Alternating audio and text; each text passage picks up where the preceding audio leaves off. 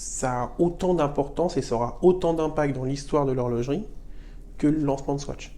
Qu'est-ce que pense un expert des Swatch Moonswatch? C'est ce que l'on va découvrir dans cette vidéo.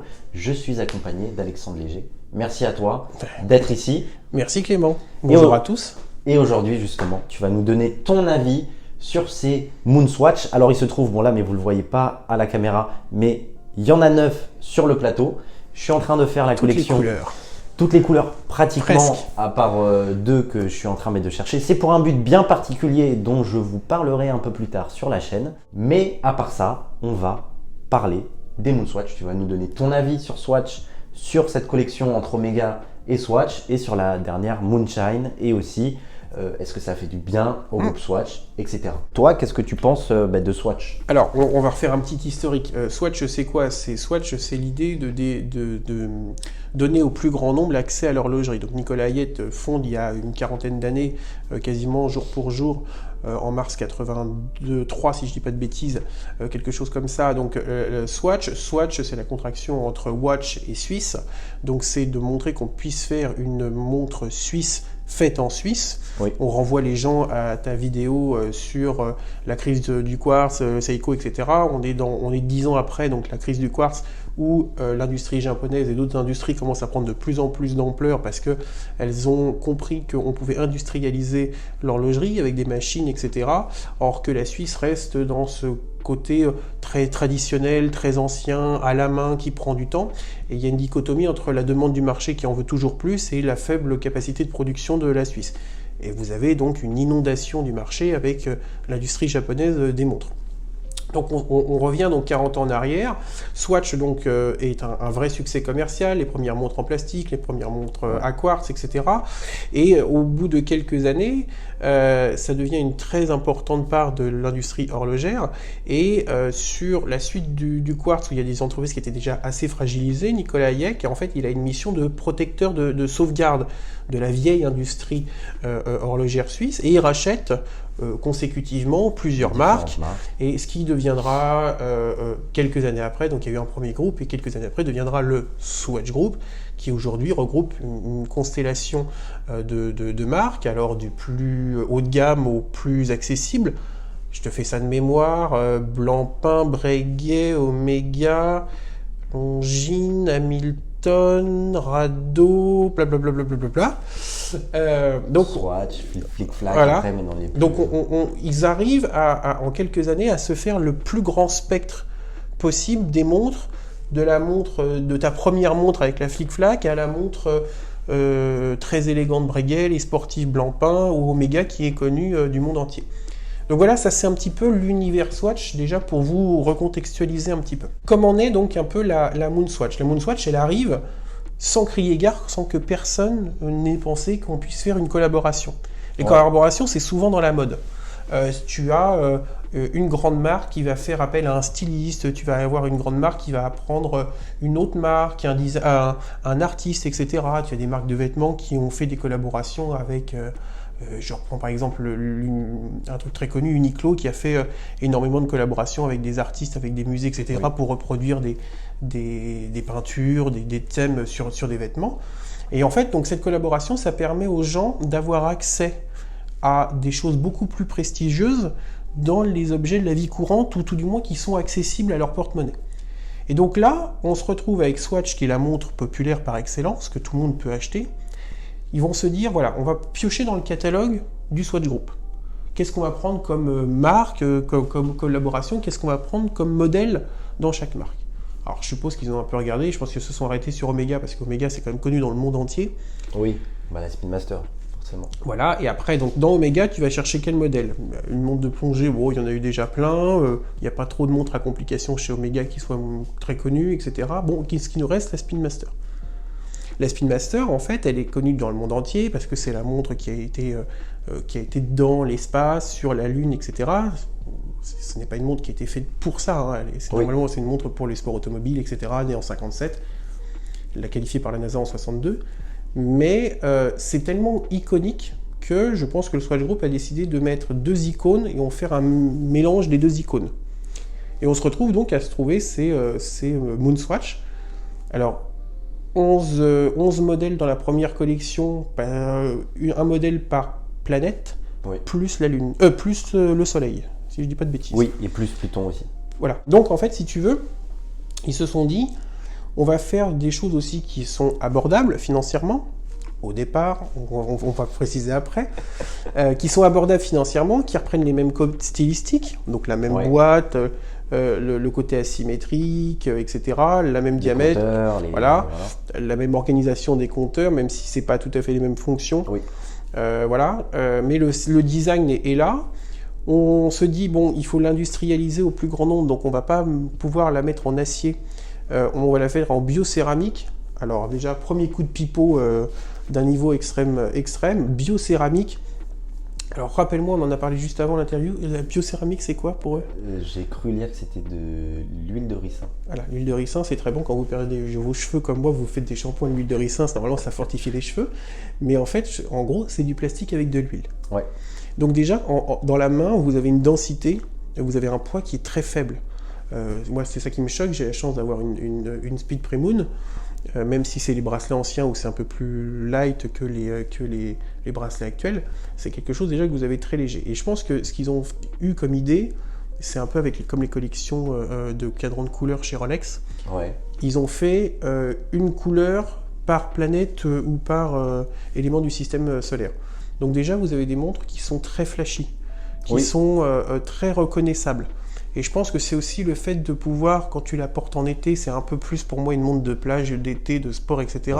Manche nue, ou quand tu la vois comme ça, t'identifies tout de suite. Le bracelet velcro, le tout full de couleurs, etc. Donc je pense que c'est déjà aussi une montre, pas de représentation, mais d'identification. Tu sais que, bah tiens, toi, tu as une Moonswatch. Que telle personne à sa Swatch, etc. Et donc ça leur fait une pub énorme. Et du fait de la pub énorme, en fait, dans un milieu où... Alors, il faut se rappeler, ça a été lancé il y a un an, hein, oui, un truc comme ça. En 2022. Le marché était vraiment très haut, mais on voyait quand même une chute qui commençait à venir. Et en fait, on pensait que la spéculation pouvait toucher que les objets un peu très hauts, très haut de gamme, très cher. La Sainte Trinité, comme dans la dernière vidéo qu'on a faite ensemble, Patek, Rolex, Audemars, etc. Puis on s'est rendu compte que sur des montres à moins de 300 €, il pouvait y avoir de la spéculation à outrance. Ouais. Donc voilà, c'est aussi un reflet de comment elle a été lancée, dans quel moment elle a été lancée. Il y a eu plein de problèmes. Le problème le plus connu, c'est le problème avec la bleu foncé. Neptune. Ouais. Il y a eu vraiment... qui déteignait sur la peau. Ah bah les premiers jours sur Insta, les premiers jours, les gens qui les ont portés à outrance pendant 3 jours de suite, etc. Vous enleviez votre montre, vous pouviez lire les inscriptions au dos tellement que ça avait des teints. Donc vous voyez, même ça si... c'est pas top. Ah bah même si vous avez de la recherche et développement qui sont faits à grande échelle avec beaucoup de moyens, il n'y en a pas un qui l'a porté pendant 3 jours en suant comme un porc et avec le pH de la transpiration, on s'est même pas aperçu que ça déteignait. Donc des fois je me dis que c'est peut-être un produit qui a un peu été lancé à la va-vite.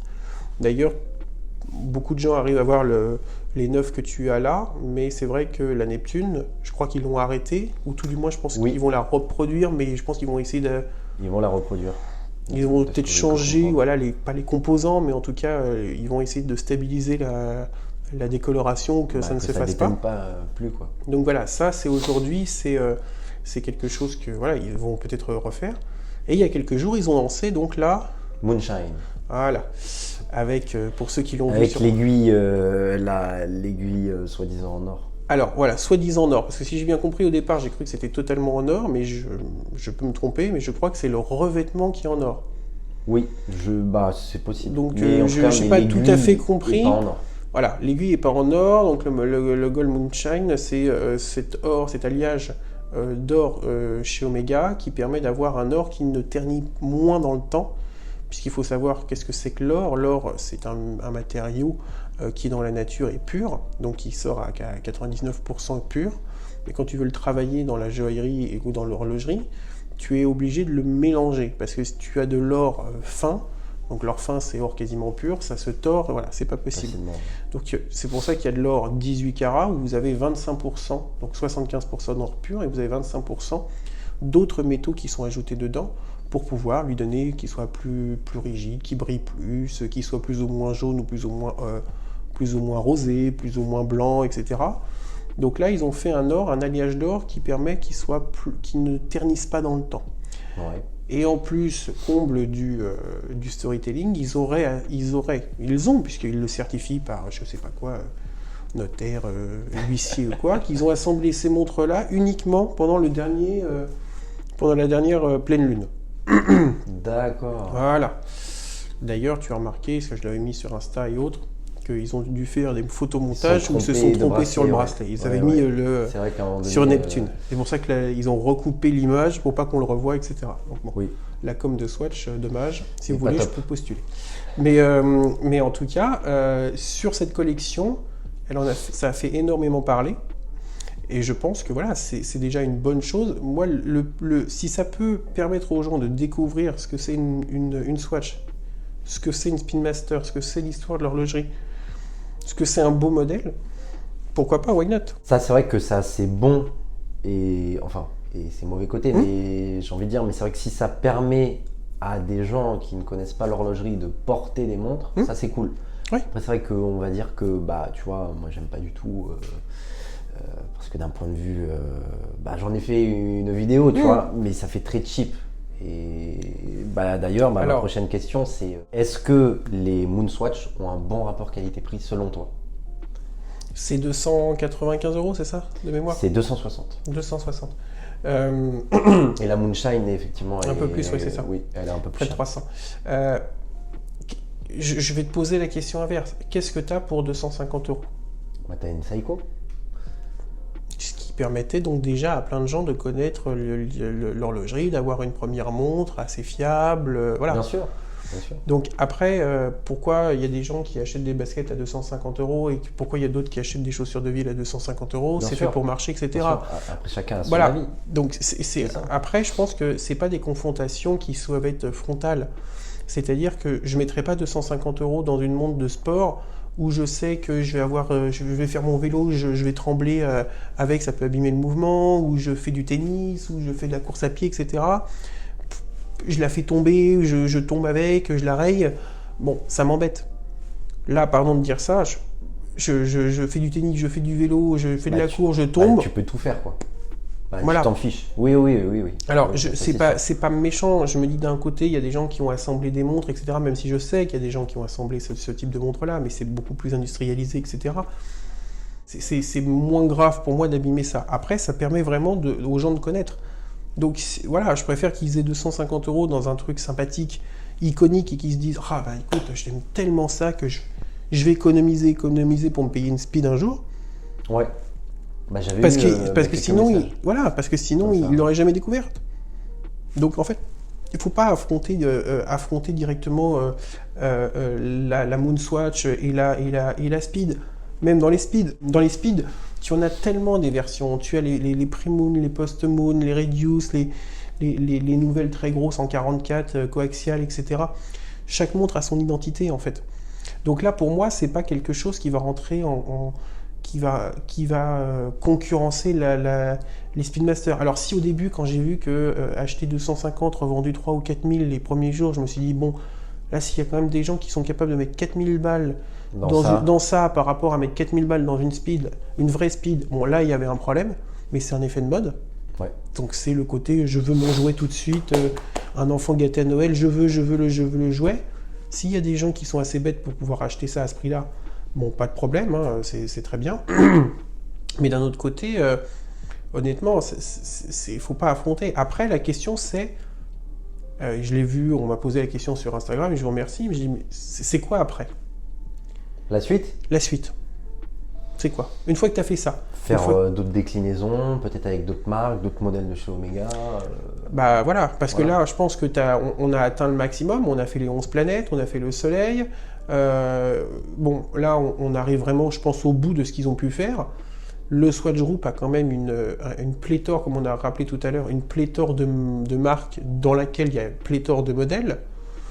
Voilà, est-ce qu'ils vont se faire une plongeuse avec Blancpain? Est-ce qu'ils vont se faire une montre à complication avec Breguet? Est-ce qu'ils vont se faire une montre militaire avec, je sais pas, Hamilton? Voilà, je sais pas. Il y a tellement de choses. Il y a tellement de choses et je pense que ils ont besoin de se dire on fait un premier accès site, quelque chose d'accessible au plus grand nombre pour leur faire découvrir ce qu'on sait faire ailleurs dans le Swatch Group. C'est ce que je te disais tout à l'heure avant de commencer les vidéos. C'est comme ce qu'a fait Cartier avec le Must. C'est-à-dire que tu passais devant les vitrines Cartier en disant oh, le briquet est extraordinaire, en or magnifique, en vannerie par Vassor ou autre. Oh là là, tu regardais, c'était le prix d'une bagnole. Donc tu ne pouvais pas te l'acheter. Le jour au lendemain, ils ont fait une vitrine à côté où tu avais un briquet en métal doré qui était signé Cartier, qui ressemblait à l'autre, mais c'était pas le même matériau, et c'était le prix de 5 paquets de clopes. J'exagère, mais pour vous donner une idée. Tu rendais accessible le luxe, tu mettais le luxe dans la rue. Bah là, c'est à peu près la même chose. C'est-à-dire qu'ils ont mis l'industrie de l'horlogerie, l'horlogerie dans la rue. C'est la démocratisation dans le sens noble du terme. On donne accès au plus grand nombre. Après, le problème, c'est que quand tu donnes accès au plus grand nombre, ça devient... C'est plus un objet de fantasme, forcément, c'est plus un objet que tu as envie. Donc, pour pouvoir continuer à donner envie, là, ça commence à devenir compliqué. Ouais. Et en tout cas, tu vois, c'est intéressant de voir que même des fois, juste le matériau peut changer beaucoup de choses.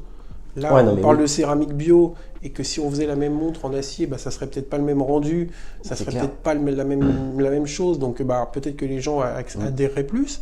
Si c'est peut-être un peu plus cher, est-ce que les gens seraient capables de mettre plus cher dans ce type de swatch-là ? Bah, certaines personnes, ouais. Voilà.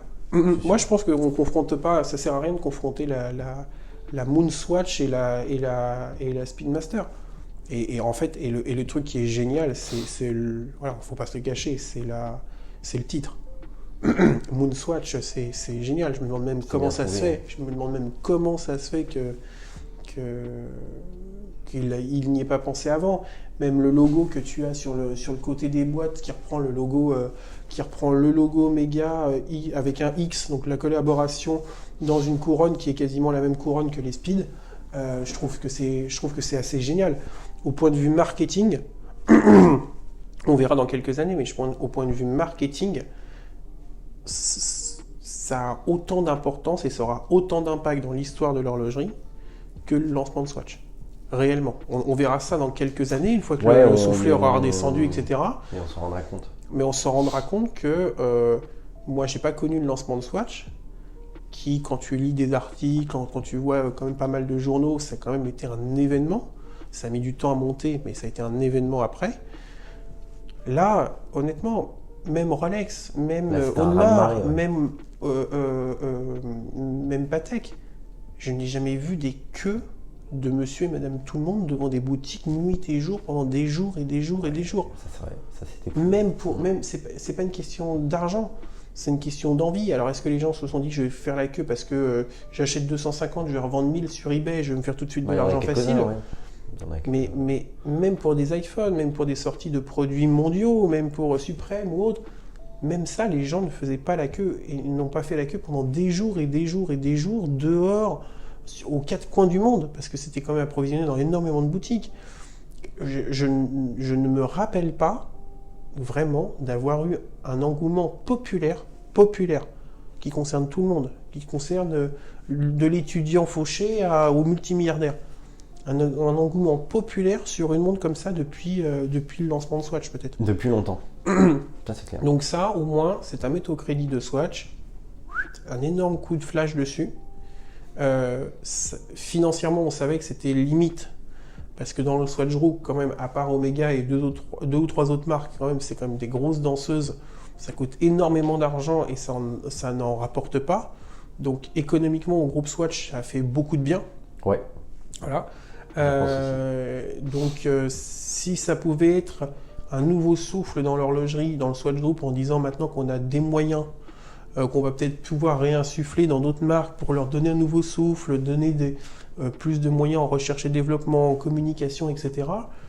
Si 40 ans après, Hayek fils fait ce qu'a fait Hayek père pour relancer l'industrie horlogère grâce à une montre populaire, bah, je pense que Swatch boucle la boucle et on verra bien ce qu'ils feront pour la prochaine. À voir. Bah, en tout cas, merci à toi. Bah, de rien. Dites-nous dans les commentaires ce que vous pensez des Swatch, Moon Swatch. Dites-nous tout ça. Et n'hésitez pas à cliquer sur la vidéo si jamais vous voulez découvrir comment se passe une vente aux enchères. À tout de suite.